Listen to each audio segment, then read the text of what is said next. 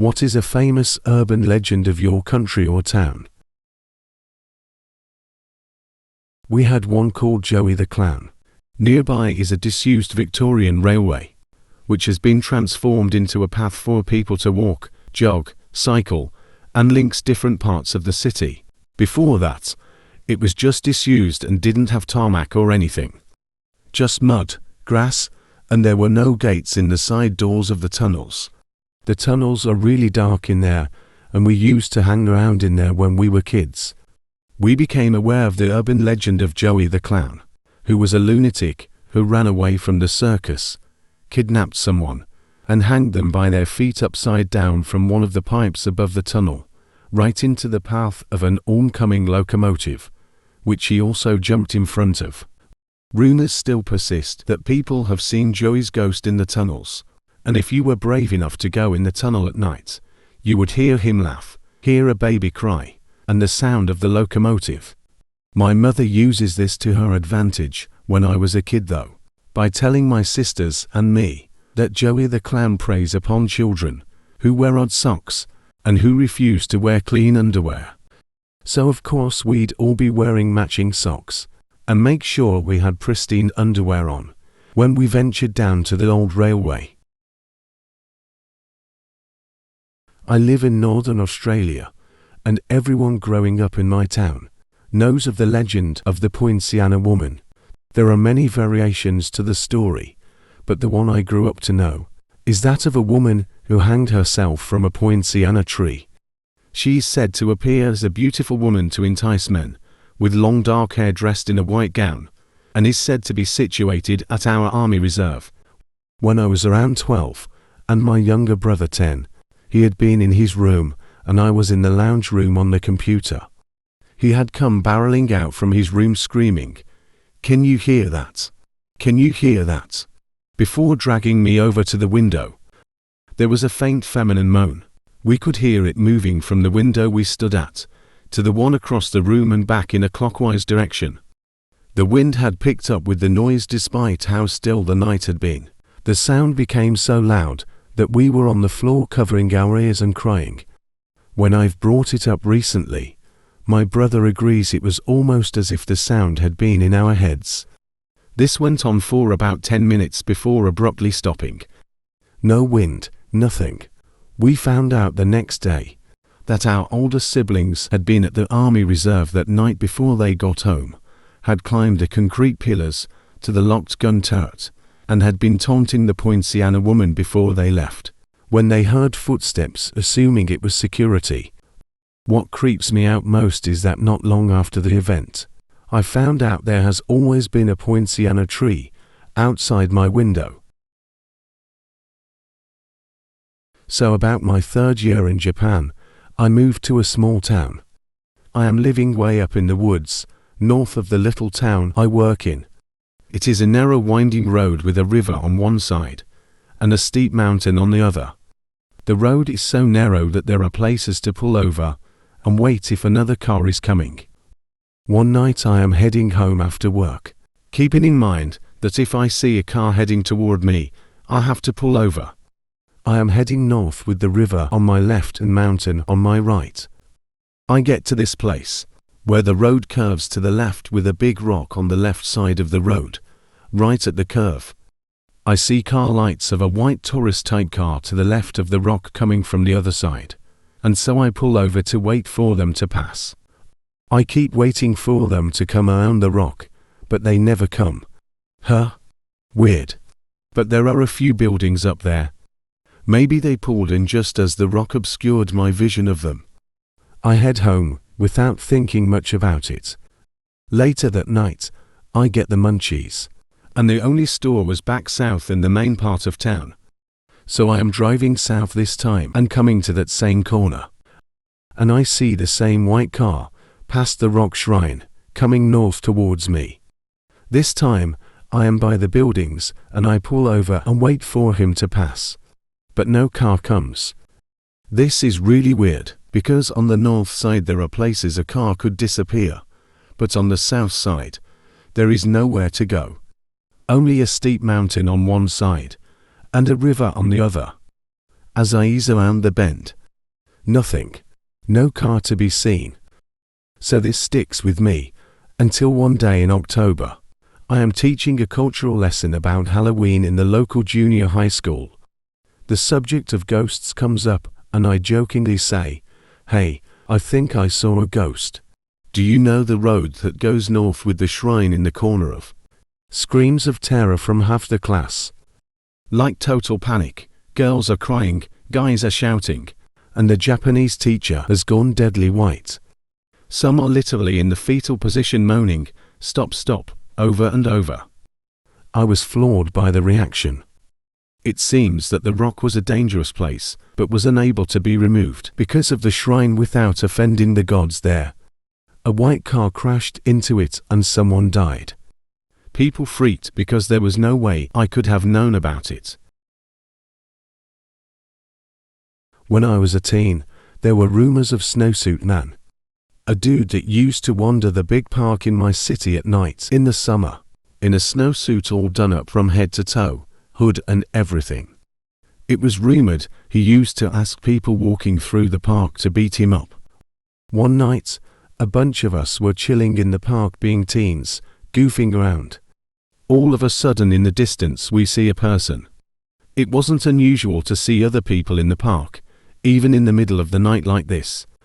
What is unusual is that you could see the person was dressed in white from head to toe. As he got closer, silence fell over all of us as we realized that is a person in a snowsuit. We were terrified and amazed all at once.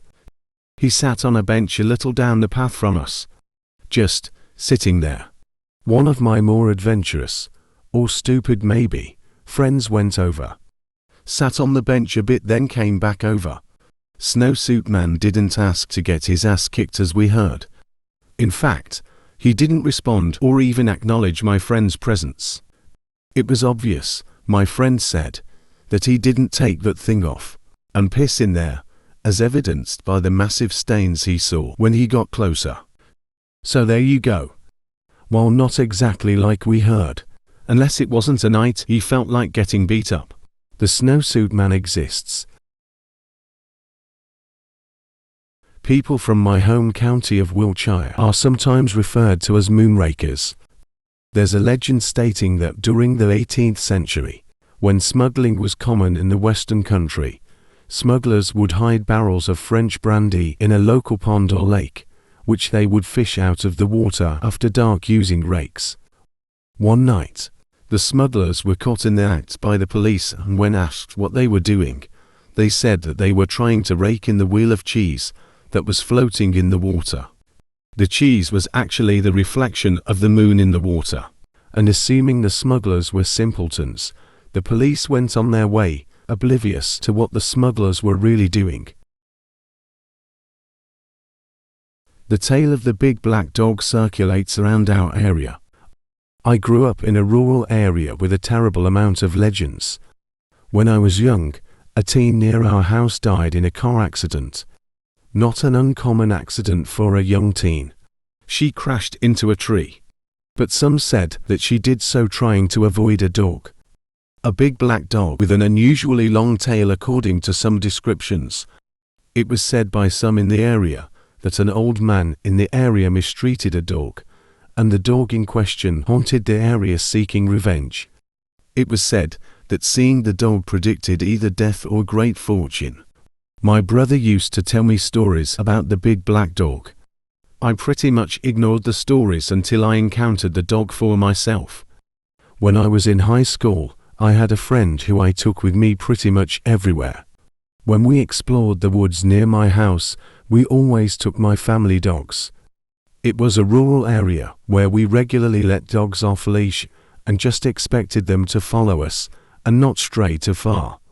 If they ever encountered anything unusual, they would absolutely alert and raise hell. Well, one time we were just making our way to the creek, and I heard a rustle in the fall leaves. I watched a huge black dog with a stupidly long tail cross our road, crash through the leaves, and disappear into the woods. None of my dogs reacted to it in the slightest. I know if I saw that dog move over the road, the dogs would have yet they didn't acknowledge it in the slightest. And my dogs were stupidly territorial. They would have chased a dog to the end of the earth. I thought I was hallucinating, until my friend asked me if I just saw that enormous black dog cross our path, and asked me why none of my dogs reacted to it. It was so surreal. I thought I was being paranoid, and then my friend again asked me why none of my dogs reacted to the strange black dog, and if I even saw it. It was strangely, even weirder having a close friend acknowledge the oddities. The only other time I have walked that way since, coyotes started whooping, and we turned right around. I'm not interested in being around that area of my parents' house ever again. The Slap Ghost. In a village close by, there is a story that on a specific road through the woods, several guys were being slapped when they pass on a bicycle in the late 70s. Always at night. One of these guys was my grandfather. He was alone and was slapped and fell off his bicycle. No one was there. Several people came home full of bruises and scratches from the bicycle fall after the slap in the face. Suddenly the slap stopped for a few years. And in the 80s the ghost came back. One young guy was slapped in the face in the same place. The funny is that the mystery was solved that day. It was a branch from a tree. The old guys from the 70s came home late from the old bar, completely drunk, including my grandfather, and without any source of light. They would get hit by the branch and fall. Then the tree was trimmed and the slap stopped, until it grew again, and made this 80s guy the next victim. Lucky him, he was sober, and realized what hit him. There's one that I'm actually connected to. There was this friend I had in 3rd grade. He was cool and we had a lot of the same interests. He always sat with me at lunch and played with me during recess. One day he was acting weird. He said that there were bugs in his brain. I asked him if he was okay, but he never responded. I didn't see him at lunch or recess either. He didn't come to school for 3 days. So I asked the teacher what happened to him, and she just said, "It's not your business." I never saw him again. Afterward, other kids in my class started making up stories about how he ran into the woods and drowned in the lake, or got kidnapped by an escaped convict. And as his friend, I was obviously very offended by these kids making horror stories out of this guy I really cared about. Now 10 years later, the kids in my town are still perpetuating these myths. I just think it's crazy that this generation of kids who were literally infants when this happened are still talking about it like it's an urban myth. None of them know the true story, and neither do I, but they sure don't know that I knew this kid who they believe these legends about. There used to be an insane asylum by my house in the 70s. However, they tore it down in the 90s because it was just a giant eyesore, and had a dark history of mistreating patients. There is a cemetery on the property, with hundreds of unnamed people who died there. In the early 2000s, Walmart bought the land and wanted to build a Walmart there since you would be able to see it from the highway. They excavated and such, and the day before they were set to start construction, a huge landslide happened in the middle of the night that blocked the highway for days. If it had happened during rush hour, tons of people would have died. Ultimately, it was deemed unsafe territory to build on, so it remains empty, except for all the bike trails through the area. But no one ever rides during night time. I guess the people who died there didn't want to be chilling underneath a Walmart's aisle 10. So, I had a football coach back in high school, who was also one of my teachers for a semester. He told us one story that freaked us all out pretty bad. He had a coaching job at a small college in Montana, when he was a lot younger and newly married. He said that after practice one evening, he was making his long commute home, and the route ran alongside just fields and fields of hay, grain, whatever. Since it was late summer, it wasn't even approaching dark yet. His car was an old beat-up truck with just a bench seat. Anyway, he's driving along when he sees a hitchhiker on the shoulder. This being back in the day, and in small-town Montana, my teacher pulled over to let the guy in without a second thought. The man was described as wearing a really old, outdated style of suit. Not quite a zoot suit, but styled in a similar, baggy way. He also had a big, stylish hat. This guy looked like he was out of the 40s, and sort of like a pimp. My teacher thought it was weird that he was so overdressed. It is super hot out. But maybe that was the only clothing he had. So the guy gets in next to my teacher, without a word. Teacher asks him where he needs to go, and the guy just points forward. Teacher drives on. Later, my teacher tried talking to the guy, just trying to make a simple conversation, but the guy wouldn't speak or even acknowledge him. He just pulled his hat down like he was sleeping. Out of nowhere, the guy just tips up his hat, looks out the window, and says, "Stop the car, now." My teacher pulls over and lets him out, not wanting to offend a possibly crazy man. The guy stands on the side of the road for a second, and then at a dead sprint, just runs off into the field beside the road, until my teacher couldn't see him anymore. He waits there for a while, thinking maybe the guy had the runs or something and didn't want to be next to the road. After a long enough wait, my teacher gets back in the truck and starts to accelerate back onto the road. The thing about really old trucks is that they don't accelerate very fast. As my teacher got back onto the road, he looked in his rearview mirror to check for a safe merge. But there wasn't a car in sight. What there was the hitchhiker, on all fours like an animal, crawling after the truck at an inhuman speed. Meanwhile, my teacher is beginning to fishtail as he attempts to go faster. The whole time his eyes were glued to the mirror, watching the man chase after his car. Eventually, he was able to get up to speed and lost sight of the guy in his mirror.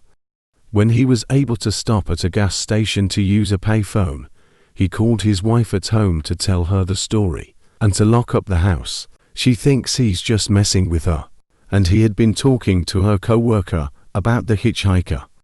When he asks why she would think that, apparently at her office, one of her co-workers told her a story of the exact same thing that happened to them, and it is a well-known urban legend in that town. She thought it was just folks playing with the new girl at work, who had to drive home alone at night. Anyways, my teacher assured her that he was not lying, and she evidently believes him and can vouch for her side of the story, because she showed up to one of our fundraisers and I asked her about it. So yeah, now I just avoid lonely roads in Montana. In the Northeast US, there's a story about woods people. When you're driving along a road in the woods, and catch a glimpse of what looks like a person in the corner of your eye, but when you look directly at it, it's gone.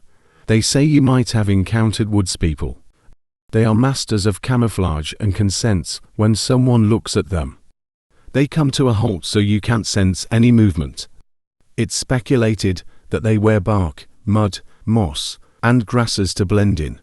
They're supposedly human, but extremely simple-minded, barely verbal.